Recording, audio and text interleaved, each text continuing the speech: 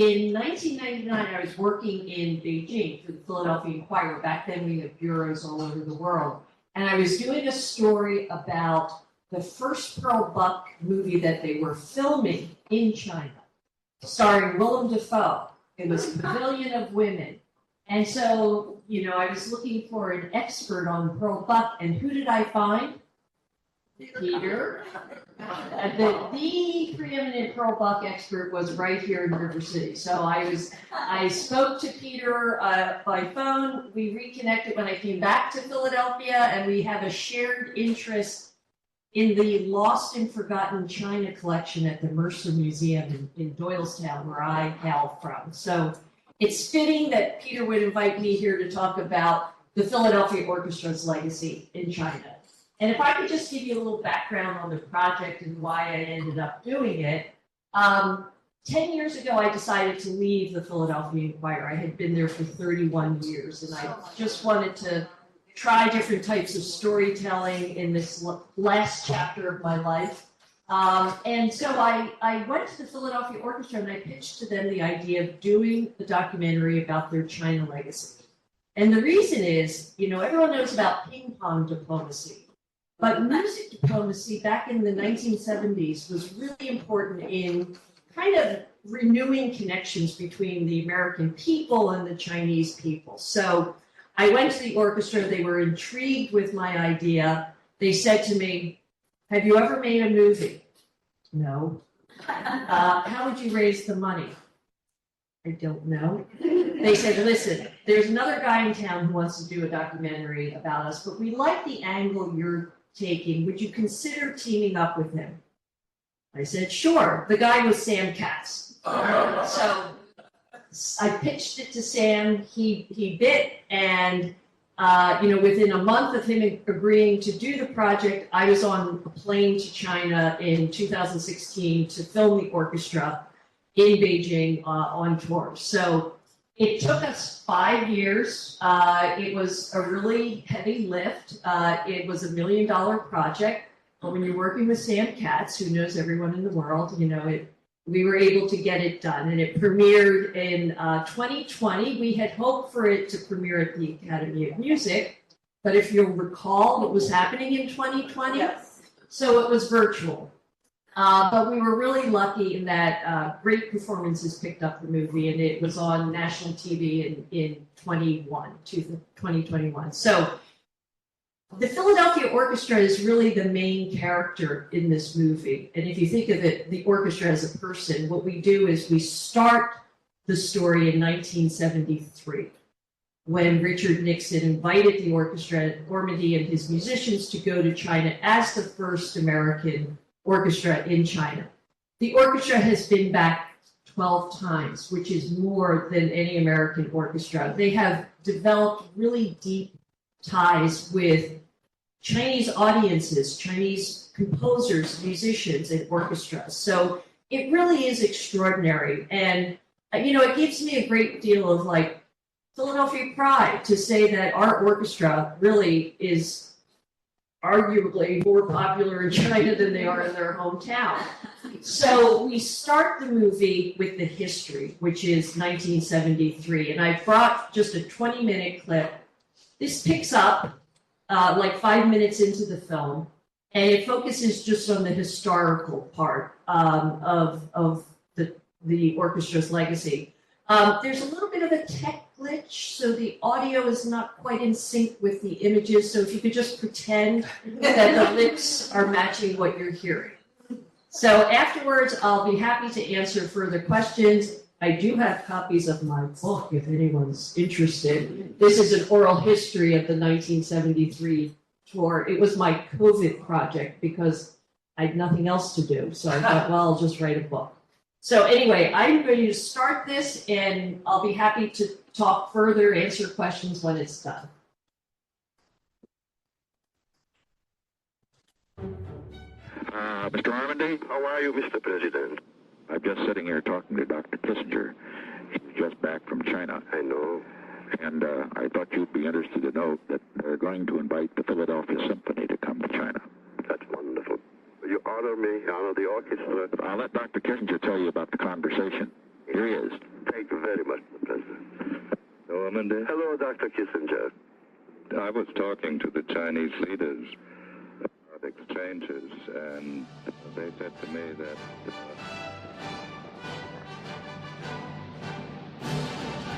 I had been on Nixon's trip as the Secretary of State's assistant in 1972. Nixon's trip marked the beginning of a relationship between the United States and China. Up until then, starting in '49, we'd had no relationship with the communists. When we heard Nixon going to visit China, that was definitely a big shock because we have been educated. America is the enemy. The Korean War pitted the United States against China. And the last time the Chinese and Americans saw each other was over the sights of barrels of guns. The Chinese themselves were very, very frightened of a Soviet invasion. And the Chinese started to wink at the United States, and the United States under Nixon winked back. The American people are a great people. The Chinese people are a great people. The gate to friendly contacts has finally been opened.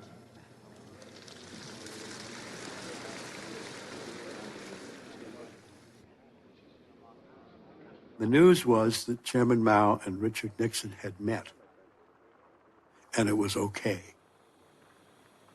To build a bridge across 16,000 miles and 22 years of hostility which have divided us in the past. The Chinese wanted to send a message to the United States that they were willing to talk. We had a kind of a ragtag ping pong team. The Chinese invited them to come, and that was a signal. They wanted a cultural element in the relationship, and the Philadelphia Orchestra was part of that.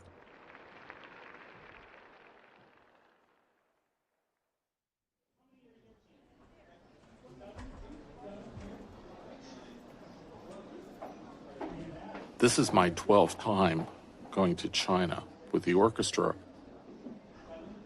1973 was the first time out of the country for me. I didn't even have a passport. When I first joined the Philadelphia Orchestra, Ormandy was virtually a household name. Tickets were very coveted to the point that subscription series were actually willed to people. They made a lot of recordings, and so to sell records, they had to tour. The Philadelphia Orchestra toured more than any other orchestra. I've been all over Europe, South America, Japan, China. When I was growing up in Washington, D.C., it was Red China. It was communist China. It wanted to export communism to the world, and all the other states in Asia were going to topple like dominoes. We had several disruptions in concerts of people who asked us not to go. You know, they would get up and they would say, Philadelphia Orchestra, please don't go to communist China. Don't go to China. Many Americans saw the Nixon visit as a betrayal of our longtime ally in Taiwan, and they really opposed it. Ormandy really wanted to go to China. He had a thing about the Philadelphia Orchestra being first, and he lobbied the White House, and he ultimately got his way. We didn't know what to expect. And even on the trip over there, things were still unfolding. This was unknown territory to the pilot. When we came into Shanghai, they were going back and forth. And afterwards, a pilot told us when we finally got in safely, he said, never been here before, just wanted to make sure.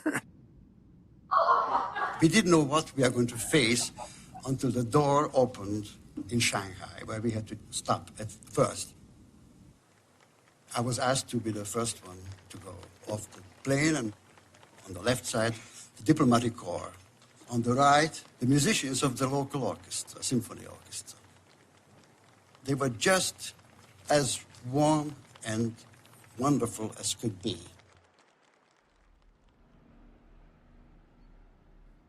we started to get into the center of town, people would be coming out to the corners and applauding the buses. During the Cultural Revolution, Western music was forbidden, but you allowed to play Western instruments. We were told by the pianist who played with us in concert that he wasn't allowed to play Chopin in public. He wasn't allowed to play Liszt in public. In 1966, Mao Zedong really felt that the revolution was stagnating, and he wanted to spur it onward again. And so he started the Cultural Revolution. The slogan of the Cultural Revolution was "Destroy the old to build the new." And the people in charge of building the new were dubbed the Gang of Four. And Madame Mao, Mao Zedong's wife, was the leader. The first few years of the Cultural Revolution, I would say from 1966 to 1970, was the most chaotic time. Many lives were destroyed, particularly the lives of artists and intellectuals, and people seemed to be representatives of the old society. People were beaten to death by mobs.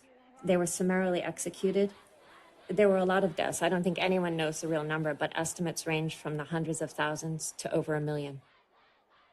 At the Shanghai Conservatory of Music, there were 17 professors commit suicide in those 3 to 4 years. The young Red Guards were kind of running wild. They would go into homes and maybe burn music or smash violins. Musicians were targeted because they were representatives of old culture, and it had to be got rid of. Chairman Mao believes there's no such thing art for art's sake. Art had to serve the politics. Instead of play Beethoven, you play revolutionary music.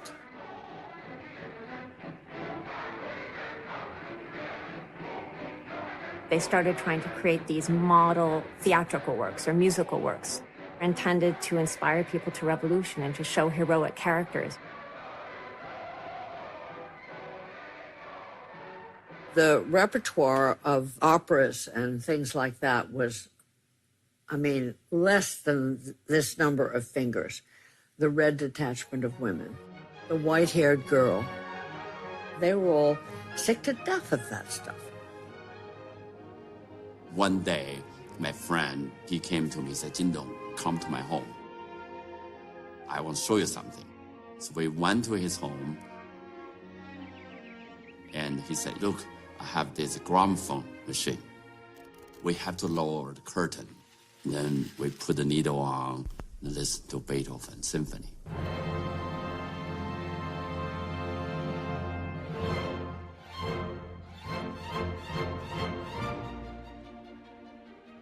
And I never heard Beethoven Symphony before. Chinese music mostly is a one-line melody, but in Beethoven Symphony, there's a harmony, there's a counterpoint.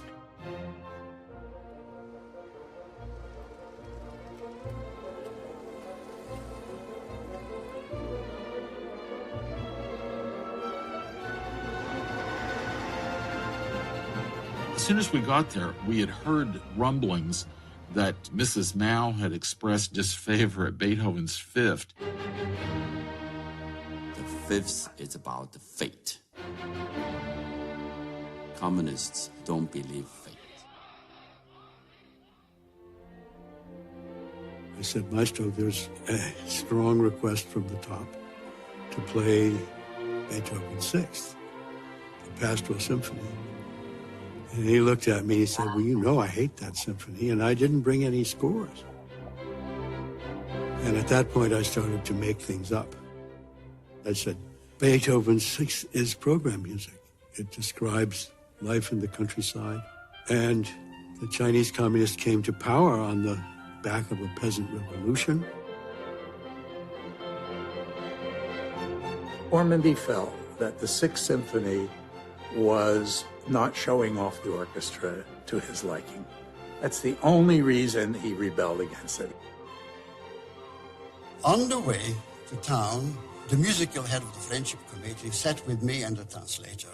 And the first question was, "Don't you like the Sixth Symphony of Beethoven?" I said, "Oh, yes, very much." Why didn't you program it? As we arrived in our hotel in Peking, he says to me, didn't you like the Pastoral Symphony? I said, yes, I told you that an hour ago. He says, well, would you play it? I said, we can play it, but we don't have the music. Don't worry, we have it. We did get scores from Shanghai and from Beijing.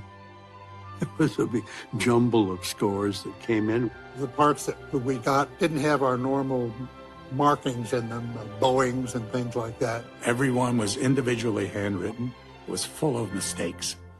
And we would be playing along and, oh, wrong note. You're talking about the Philadelphia Orchestra. You're talking about Beethoven. It wouldn't have mattered if some pages were missing.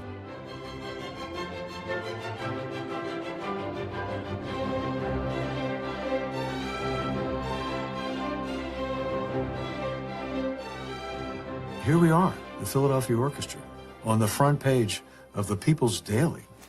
And there's Mr. Ormandy, and there's myself in there, and all of my colleagues. And it was just an incredible realization that what we were doing was in fact, very historic.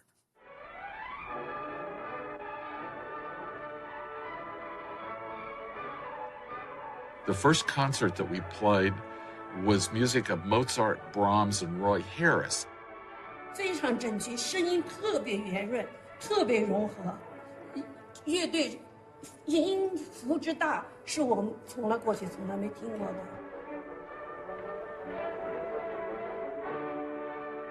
After we played one of the big works, we heard a sort of a temperate, quiet applause. I was called backstage, and I found Ormandy in a snit. He was standing there and jumping up and down. Gretel was fanning him with a big towel, and he was saying, I've never had such a bad reaction.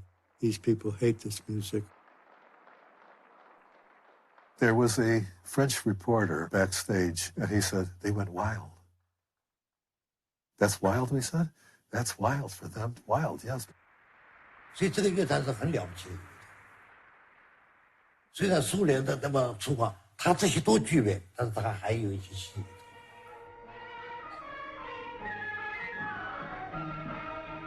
They didn't hear any Western orchestras or Western music for such a long time, and they were craving for it, and they couldn't talk about it.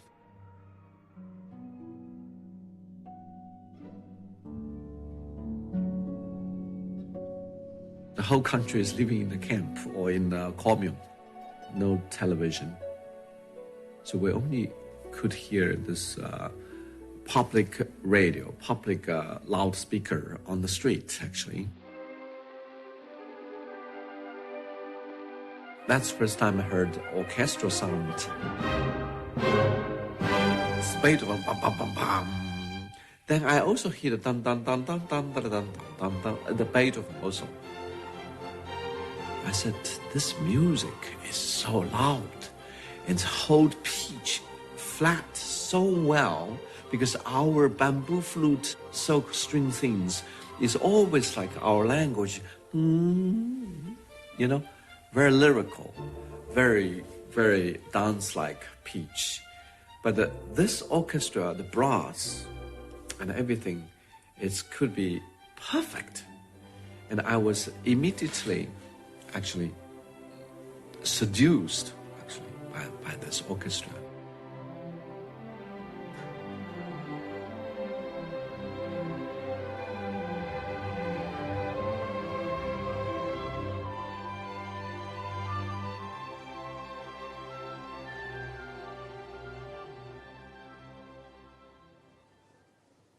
Oh, 这手机。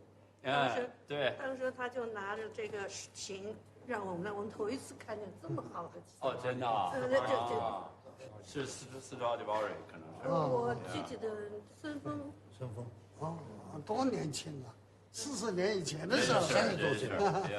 我看我在哪儿？我在哪儿？对，江青的。还有江青的。哪儿？在这儿吧。Yeah, hi, you're a percussionist. Tippett is fantastic. Good to see you again. That's me. Thank you. 谢谢。 So let's go in there. 那个国会，像我们交响乐团演奏的谱子，还有很多手抄谱呢，啊，都是自己吃饭。一次由美国的顶尖乐团来演出，当时的这个双簧管是首席双簧管，他那个音色表现的那么震动。约翰·德兰西先生，他最后交流的时候，他送了我这个2盒哨子，就是三支装的，所以我最后都给他们了，仅剩了一个。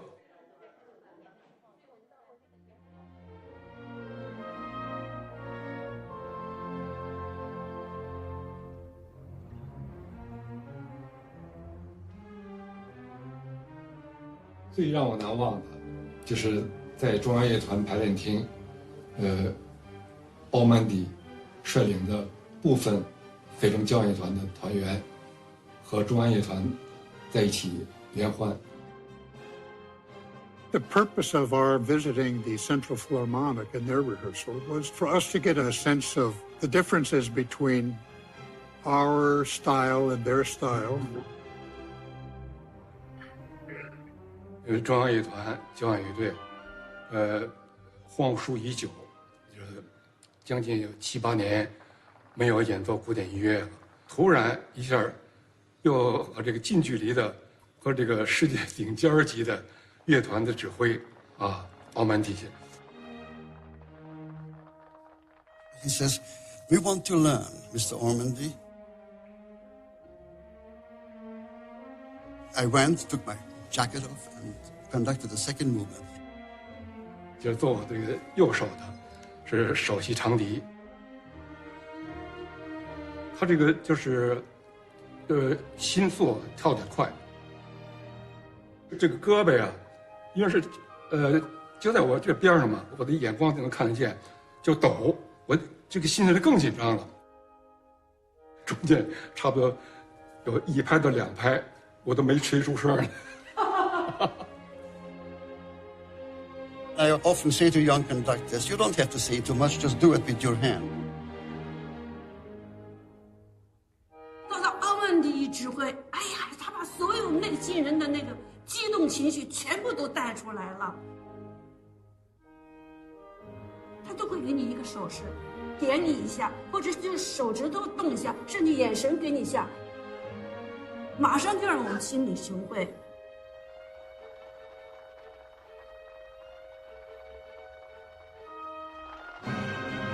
Within a matter of minutes, they actually started to sound like the Philadelphia Orchestra. "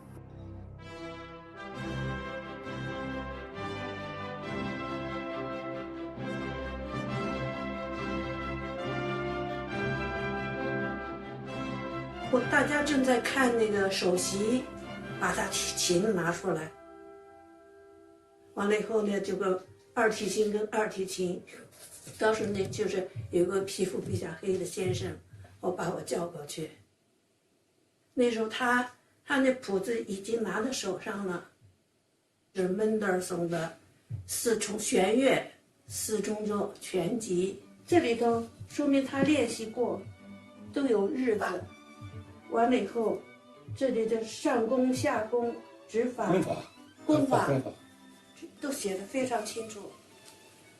像这全套的全集的原版的谱子极其珍贵，在中国国内人买不到的，根本买不到的，所以才这么如此的珍贵，不舍得用。波克当时还跟我说了，他用过了，稍稍有一点什么，我说那没有关系，对我来说已经非常非常好了。I said, okay, well, let me give you this and just enjoy. You don't have to play it publicly. You can just enjoy it. One night, the 4th or 5th concert, suddenly somebody came backstage and said to my wife, Mrs. Omani, would you come with me? And she went. And then I said, I smell something. Something is going to happen tonight. So all of a sudden, everybody stood up, big applause, and through a little hole, I looked through and I saw Madame Mao going with my wife, and her whole entourage going to her place. She was a little tiny, tiny woman, and she sat on the front row. One thing, everybody always watched her to see if she was applauding or acting like she was enjoying the music. It was obvious that anyone within 30 feet of her was terrified of her. They were all, in a state of high alert. We played this famous Chinese march. They went nuts. You could see them beaming. This was their music that they were hearing with an outside of the country ensemble. The audience just went crazy. They didn't expect it. I said to myself, let them hear our best too. So I turned around, I didn't say a word to the orchestra, I started immediately to play the Stars and Stripes. Everybody in the orchestra was thinking, if we're going to play the Stars and Stripes for Madame Mao, what must she be thinking? How is she reacting to it? To the Chinese, it was new. They loved it, by the way.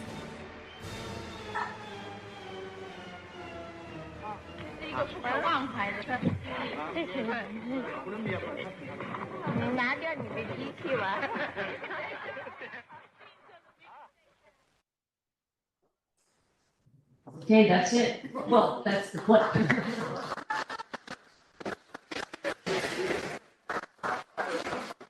So the movie goes on for another hour. And as I said, we use this as the starting point. But what we really do in the story is, talk about the evolution of the classical music scene in China.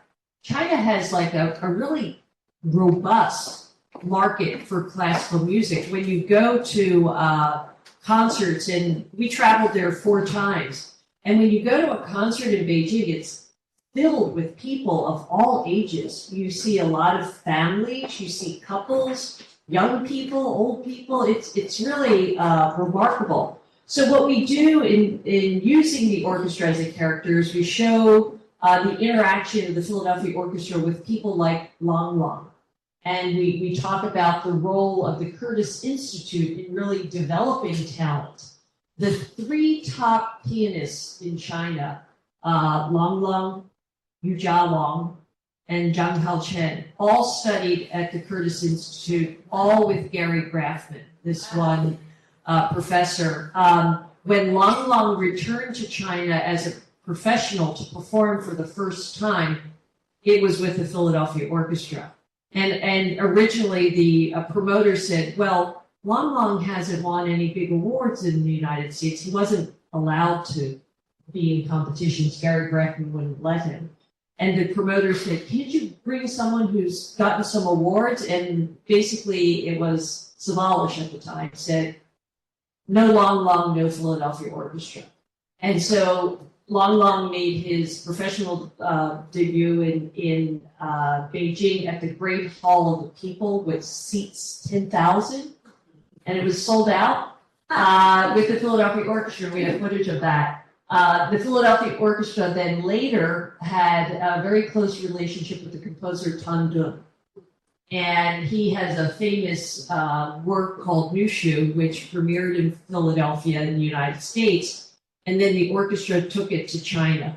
And it premiered in China, Beijing, and also in Tan Dun's home province of Hunan, which is not, it's like, if you were coming to the United States and you decided to perform in Oklahoma, it's like not a major cultural capital, but the orchestra went to Tan Dun's hometown and performed the Mushu piece, and it was really a remarkable moment. We end the movie with Yannick Nézet-Séguin conducting a Chinese choir in the Philadelphia Orchestra in Beethoven's Ninth.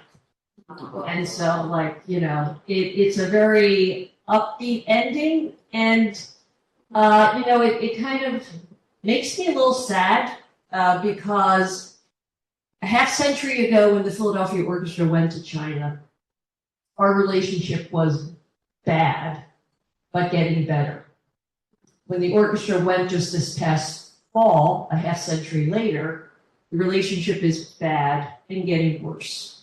And so I just pray and hope that the orchestra can continue connecting with Chinese audiences and vice versa. There have been Chinese orchestras that have come to Philadelphia and performed here. So music, it's such an important connector between the two countries. And again, you know, the Philadelphia Orchestra really has a special spot in the hearts of many Chinese people. So we were on PBS for 3 years. We're no longer streaming on PBS, but we're working out a deal to have the film stream hopefully later this year. So if you haven't seen the full movie, hopefully there'll be opportunities to do so down the road. And always talking a book, I do have my oral history here, which is a very detailed look at 1973, and the orchestra gave me access to like more than 100 photographs. Some that were taken professionally, some that were just taken by musicians. Many in there were taken by the doctor for the orchestra, Dr. Viner, who recently passed away. So that was a really fun project to get me through the pandemic. So with that, I would, be happy to answer any questions that anyone may have. Do not be shy. Someone's question. I'll speak loud. No, I'll speak loudly enough that you can hear me. So the initiative to begin building concert halls in China followed very soon after this orchestra visit. Is that correct? Could you talk? So China always had, a classical music presence, especially in like urban centers like Shanghai had the famous Shanghai Conservatory. In fact, the Shanghai Symphony is older than the Philadelphia Orchestra. And Beijing has the Central Conservatory. There was always classical music, but it wasn't widespread.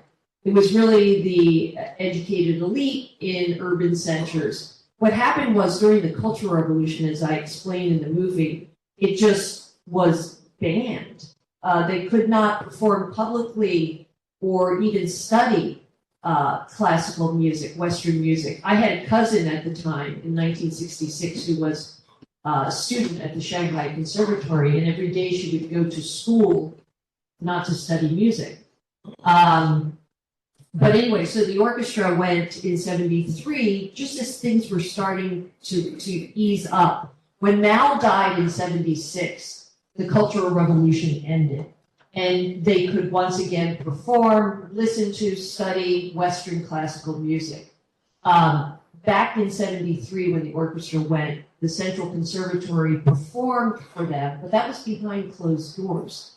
That was just in a rehearsal hall. And many of those musicians had been sent out to communes to pick apples. So they were called back, to do this special event with the Philadelphians. So in 76, when Mao dies, it's like everything lifted. The conservatories began teaching music again. Orchestras were able to perform. And there was a real interest in classical music. China believed, so this is like the 80s and the 90s, that to be a really developed nation and to be a top-tier city, you needed to have a first-class concert hall. So there was a tremendous building boom.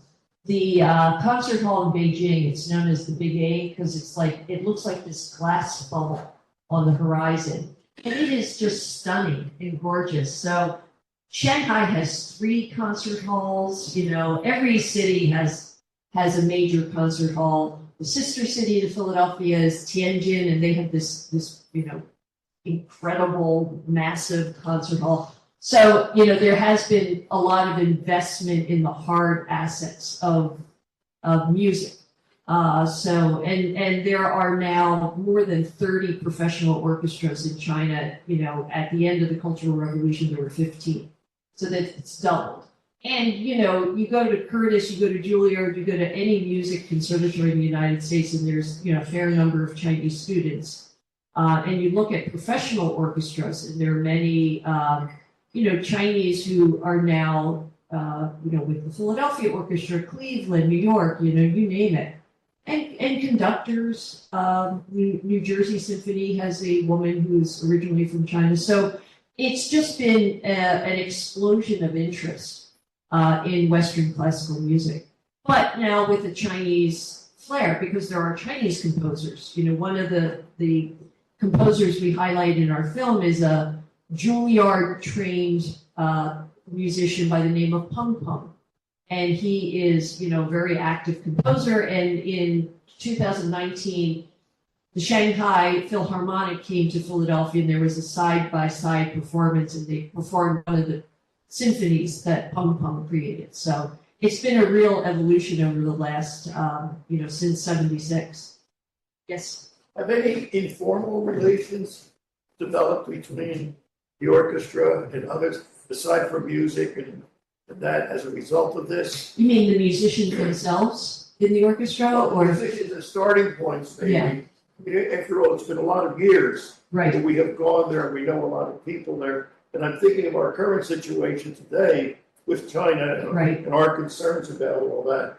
And I'm just wondering if there's any friendship type of connections that are going on. Oh, absolutely. Outside of the music stand, they might have developed in the music stand.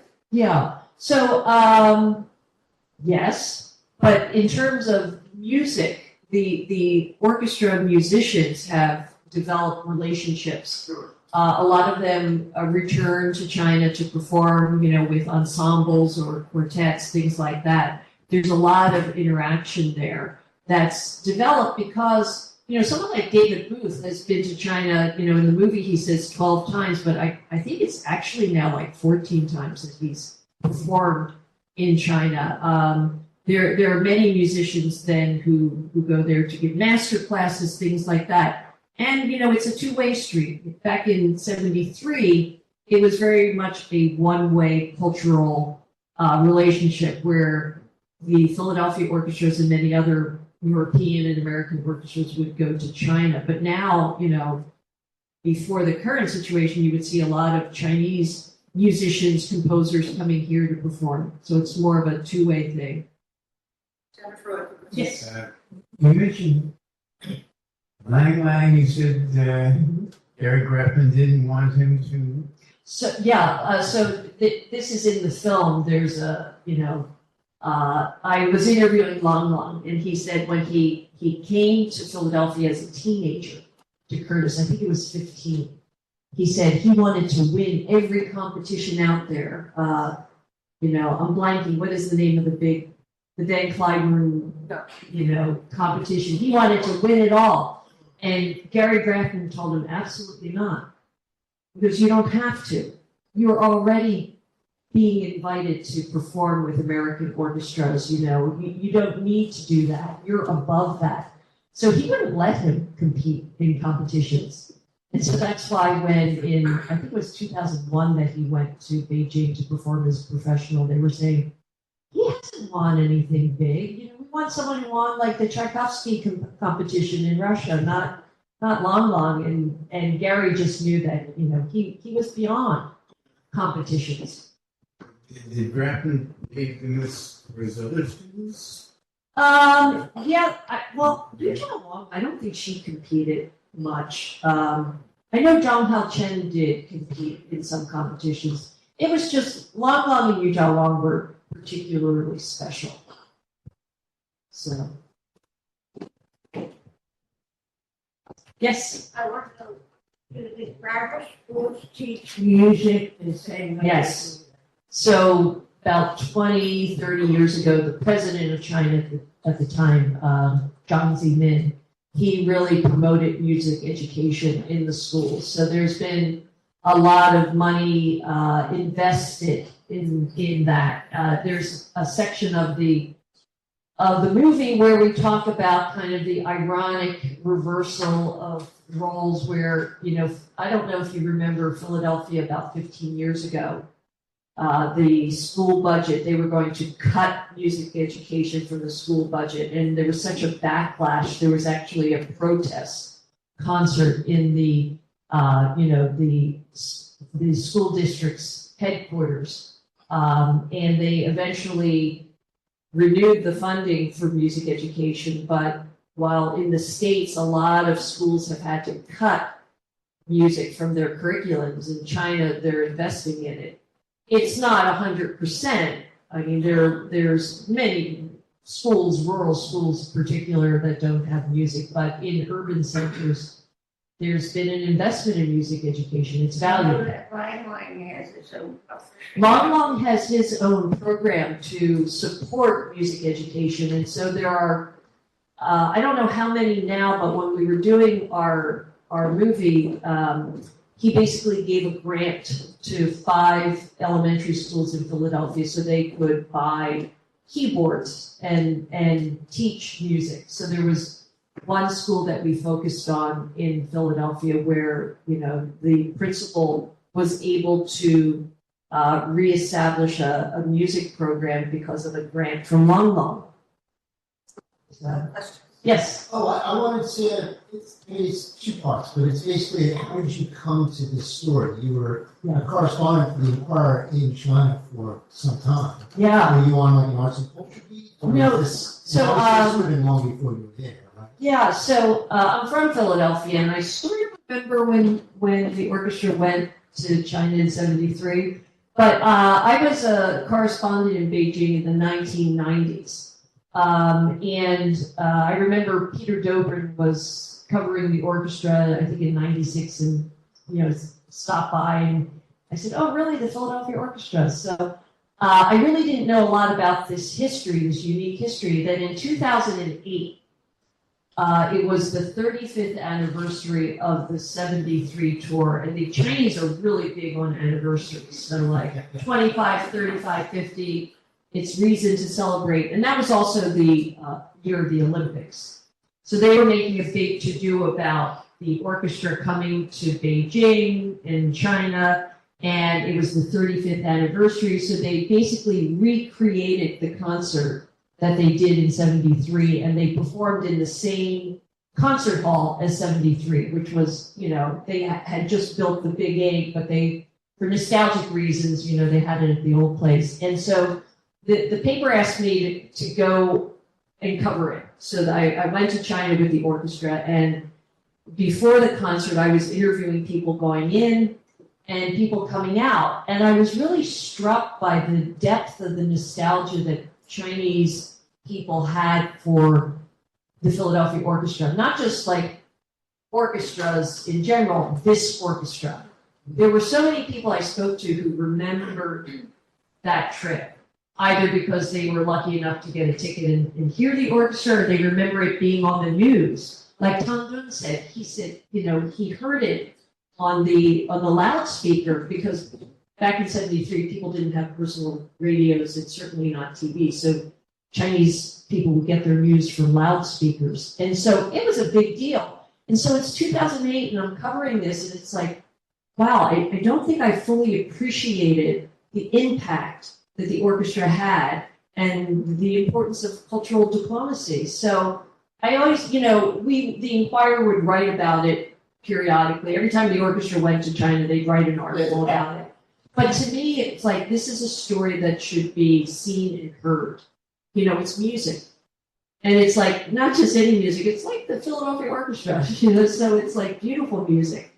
And so I just thought this would be a great first project. I wanted to get into documentary filmmaking, so that's why I pitched it to the orchestra. And I had, you know, a ton of fun finding all the archival material for this, the video, the audio. I love the Nixon recording, which I found at the Nixon Library. So if you'll recall, Nixon had a bad habit of taping his phone conversations. So because of that, there was an act of Congress that said, you know, this is public domain now. So I went to the Nixon Library, and I knew when the Philadelphia Orchestra announced that they were going to China. It was like February of 1973. So I went to the index at the Nixon Library, and I looked day by day, and there was one entry that just said Ormandy. And I, you know, went to the National Archives to listen to it, and it was like Nixon picking up the phone and inviting Ormandy to go to China. And I remember calling Sam and saying, Sam, you won't believe what I found. So, we were lucky. The Nixon Library also had a lot of video, a lot of digitized outtakes from the trip in 72. So a lot of like the contextual stuff that you see of what China looked like back then is from the Nixon Library, which gave it all of that footage to us for free, which is like really important. So anyway. And footage of that trip was taken by the orchestra? No, there were 5 reporters who went with the orchestra, 4 and 1 TV reporter. Okay. Katz Martin from WCAU, who was like 25.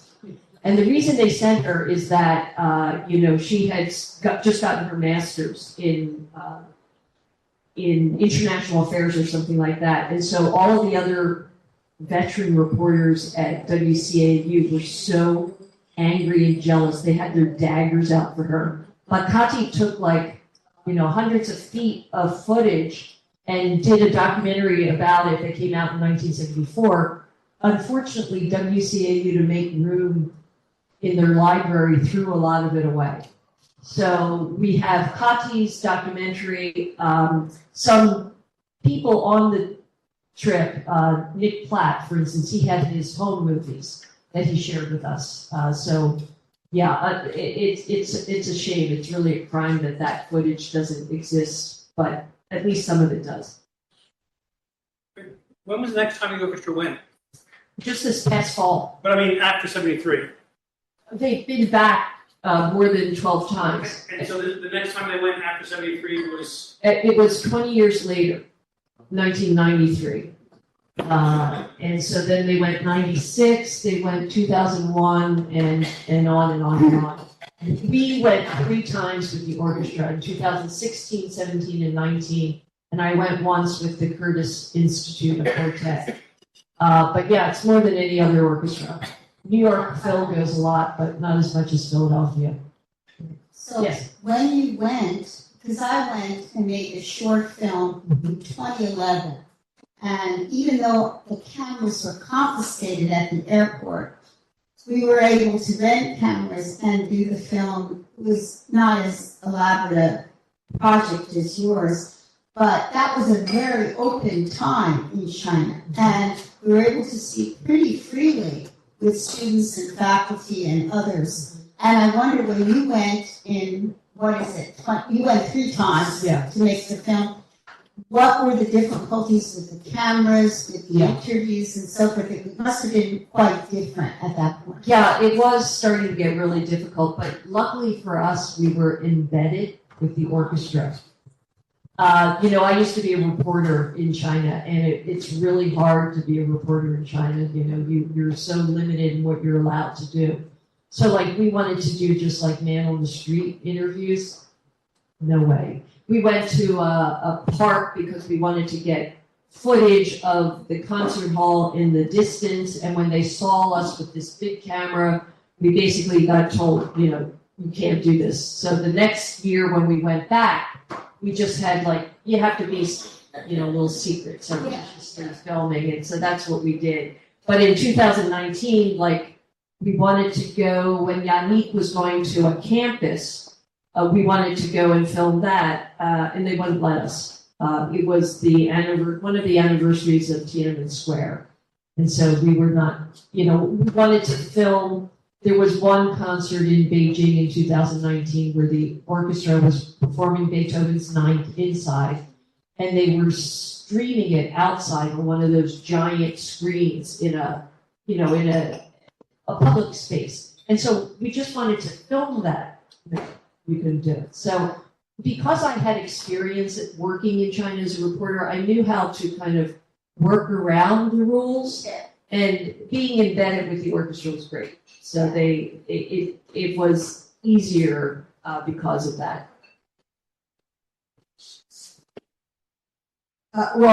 Sorry, Peter, before we wrap up with dinner, Jennifer, would you like to tell everyone where to see your next film in Philadelphia? Oh, okay. So I have this short documentary called 10 Times Better, which Peter mentioned. It's It's about an 88-year-old blackjack dealer in Las Vegas who has place in ballet history and Broadway history. He was a teenage Chinese refugee when George Balanchine cast him in the premiere of The Nutcracker in 1954. Told him he was too short to join the New York City Ballet in 1954, so he turned to Broadway. And Gene Kelly was directing his first play, Flower Drum Song, and cast George in Flower Drum Song. So then he had a career on Broadway. He recently passed away, and on last Sunday, the New York Times, the lead obituary in the Times was about George. So he was kind of I stumbled upon his picture at the library and tracked him down because I wanted to know who he was. Like, who was this young Chinese dancer that I didn't know? Why don't I know the name George Lee? I'm kind of I'm interested in ballet history. And so when I tracked him down and called him on the phone, I said, I want to talk to you. And he goes, why do you want to talk to me? I'm nobody. And so then I made a film about him, and I think he finally realized that he was somebody.